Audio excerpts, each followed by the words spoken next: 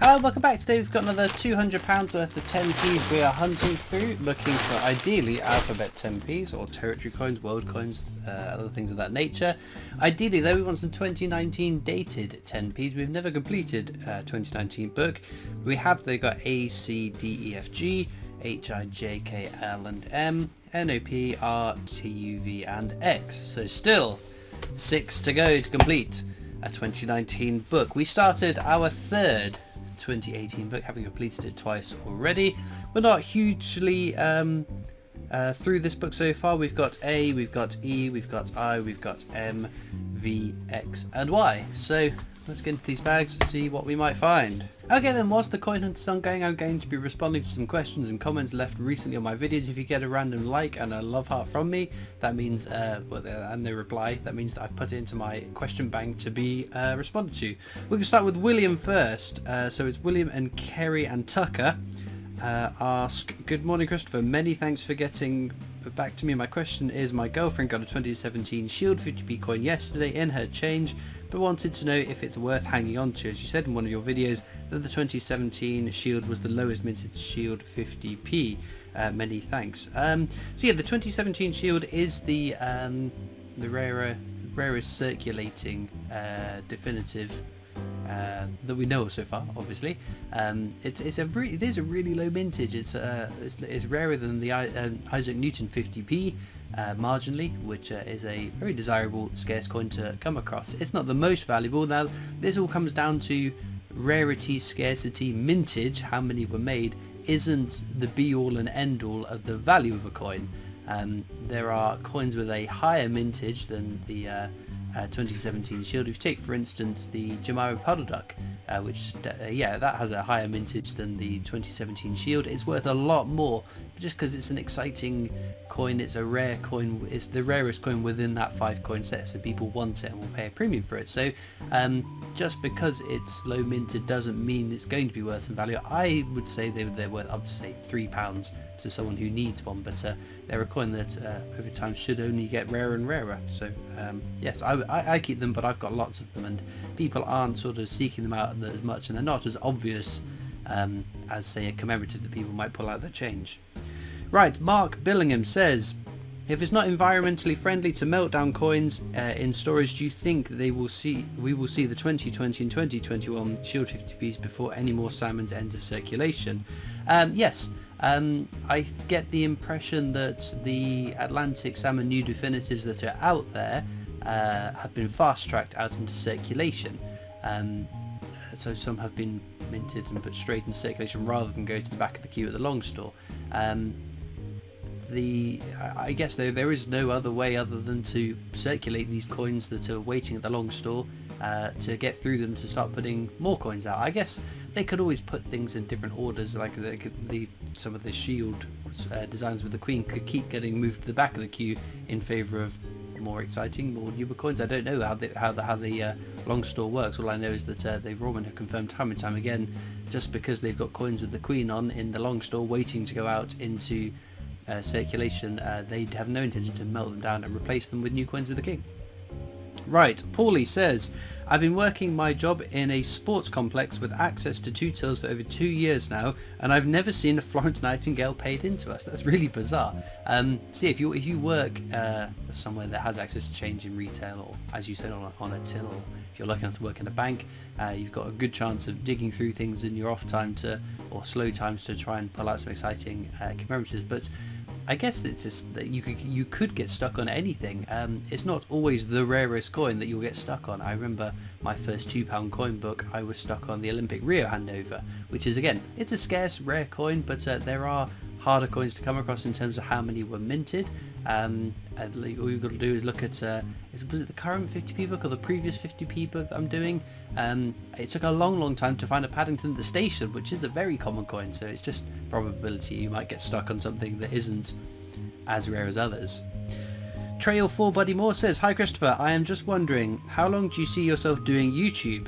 Do you see yourself doing this when you're in your 70s? If so, I will still be watching. Oh my goodness. This all boils down to Christopher doesn't plan too far ahead of time. I've always said that whilst I'm enjoying it, whilst I'm having fun with it, whilst it doesn't feel like a tedious grinding job, I would continue doing it because, as many of you know, I work full time. I have some downtime as well, to spend time with friends and family and whatnot, and I still keep up with my daily YouTube videos. It's been a long time since I missed a day, but I like doing it. I like doing the coin hunts. The coin hunts are like a hobby. Making the video is sort of just an addition to my hobby, and the fact that I get to share it with so many of you people, and the lovely comments, messages, it keeps me going and makes me want to carry on. So I don't have a plan to stop. I think if we all of a sudden went cashless, that would make making my kind of videos a bit trickier, but I'm sure I'd figure something out. Right, Will Vincent says, I work in a busy convenience store on a university campus, and before we went cashless, boo, that was in the comment, the boo, although I equally boo the idea of being totally cashless. We regularly banked plenty of £2, but strangely we never ordered them from our bank in our change orders. Great haul of coins today, not sure about the growth on the late Queen's chin though. Oh, that was a bit of a CUD error that was on that £2 coin. It's interesting, you banked plenty of £2 coins, so that means that people were spending them, but if you didn't have to order them, I guess that means that there is enough out floating in circulation. All I could draw on was my experience when I used to work in retail, which is many moons ago, longer than I care to admit. £2 coins and £5 coins were like gold dust. They were so handy for giving people change. If someone's spending a tenner on some sweets or a magazine, whatever, it would be the difference between having to give them a whole handful of 50p's or pound coins to giving them a couple of £2 coins instead. But I guess not the experience of Will Vincent. Stuart McMahon says the premiums on those 1/40th ounce coins is ridiculous. You could have bought a 1/10 for less than £200. You got robbed. So yes, it all comes down to they are, in fact, they're just over my shoulder. You can see just there, these little light dots. They are 1/40th ounces of gold coins, the one for the coronation and one for the King's 75th birthday. All the coins that I buy, all the coins that are behind me, are not an investment. They're coins that I bought because I want them in my collection. I have no intention to sell up to try and make a profit. And although some of the coins may seem like a waste of money, you could say that about any hobby. You could say that about anything that people do for fun. Why go to a restaurant when for much cheaper price you could make dinner at home? Why go to the supermarket and buy vegetables when you've got land that you could be growing your vegetables on for the cost of seeds and your time? It's just a case that I think they're really cool. I love the fact that they're teeny tiny little coins and all that detail still being put on them, and I can afford to buy them, so that's why I bought them. I think they're kind of unique, kind of cool things. I don't want to be stitched up totally at times. When we went on the Royal Mint VIP tour, I didn't do the silver strike because I felt like I'm paying £125 for a 1 ounce silver coin. That was more egregious than spending what I spent on the what was it, 1/4 ounce gold coin that I ended up striking. So yeah, there is every now and again I think I'm not going to pay that for that, but I think you've got to factor in the fun of it, the enjoyment of having and owning it, in addition to the value of the precious metal.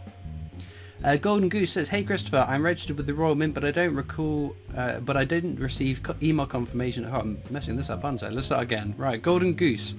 This is me, not Golden Goose's question that's causing the issues here. "Hey Christopher, I'm registered with the Royal Mint, but I don't receive email confirmation on when the strike of the days are. So how do you know the dates they are doing the coin strikes on the days?" So the long story is we generally don't know until it gets announced. Sometimes they make a big sing-song about it and sometimes they don't. Where do I hear about it? Over my Discord server, which is free to join. It's full of coin collectors. There is a section specifically for the Royal Mint experience, and there's a couple of people, a whole handful of people that will post images of when it gets changed. So mainly it comes from the social media pages, because I don't think there is an email, like an email list. What do they call it? A mailing list. When they change the strike code. And that's not a bad idea though. I might suggest that whilst I'm down there. because if they were to issue an email like they do when new coins come out and you register your interest, I think that would be quite handy. What I think would be the best thing for the Raw Mint experience to do, and would be absolutely fantastic, is advanced notice of the dates a Strike Your Own are going to run to and from. We had the issue with the first Strike Your Own of the year, the new pound coin, and now the T-Rex. The problem is, in the past, some of the Strike Your Owns have been available for a very short period of time, and if you don't make it down, you've missed it. And I've not missed one since Frankenstein in 2018, and I don't intend to miss one. So I'm now in a mindset that I want to go the end of February, but I'm thinking, is it going to change between now and then? And am I going to have to make a mad dash down to get it? I don't know. I hope not, because I think a month at least is what they would run for. There's normally about 6 weeks. But yeah, there's always that nagging feeling of, what if it changes and I miss it? So yes, I think if the Raw Mint were to give us the runtime of this Strike Your Own will be from this date until that date, no confirmation, they don't even have to confirm what the next one's going to be in case plans change or whatever. Ideally, an annual calendar. Just giving because I guess the problem is, if you say these are going to be the dates we're going to run Strike Your Owns for, if plans change, then people might get upset. But as long as you were to disclose, subject to any unforeseen changes or events and things happening, these are the rough dates or run times we want of these particular of Strike Your Owns. Again, don't even need to confirm ahead of time what the coins are going to be, because sometimes the coins aren't out yet, and that could I guess ruin, spoil, go against embargoes on information. But some prior knowledge would be great, especially for those of us who are travelling a bit further afield than say I am. It takes me an hour and a half, 2 hours in traffic around Bristol and Newport to get there. But I know there are lots of you that live much further afield, right up in Scotland or in the northeast or even in the southwest. It's a bit of a slog to get there. So people like to maximise their trips, and as I have done in the past, been able to go on a weekend when I know the coin is going to change and I can get 2 different Strike Your Owns at the cost of 1 trip. So yes, I've long banged on about this, and the lovely people at the Raw Mint experience, at least the customer facing elements of that, are very aware that I and others think that would be a great thing, and have brought it up on occasion, I've been told. So hopefully at some point it'll twig and they'll go, oh, you know what, we have a lot of people who return to get the Strike Your Owns, let's help them out a little bit and tell them what it's going to be. But anyway, with enough rambling on about Raw Mint experience and the Strike Your Owns, let's go back to the coins. So there we go, our finds for today. Some nice territory coins. We've got a trio from Jersey, 2012, 2016, 92, so a good different range of years on those as well. One from Gibraltar, the Great Siege, I can't remember what year that is, 2006. But my star find would be the lighthouse at Chicken Rock. I think it's a stunning design. Any coins from the Isle of Man are very welcome finds in one of my coin hunts. But unfortunately no alphabet 10p's, but that's the way it goes. We're lucky to find 1 in 200. And it might be a couple of videos where we don't find them, but eventually they'll return them. Hopefully we'll be able to tick off something new from one, if not both, of the books. So if you found an alphabet 10p, let me know in the comments what you found and where you found it, just to reassure me that they are still out there to be found. Links as ever in the description to my coin collecting Discord server if you want to come and join that. There's also links to my other social media channels, the PO Box address you can write into me with, and of course the Britannia Coin Company, the company I work for as my day job, so please do check them out too. All it leaves me to do now though is thank you so much for watching. I hope you've enjoyed, and I'll see you next time for more coins. Bye!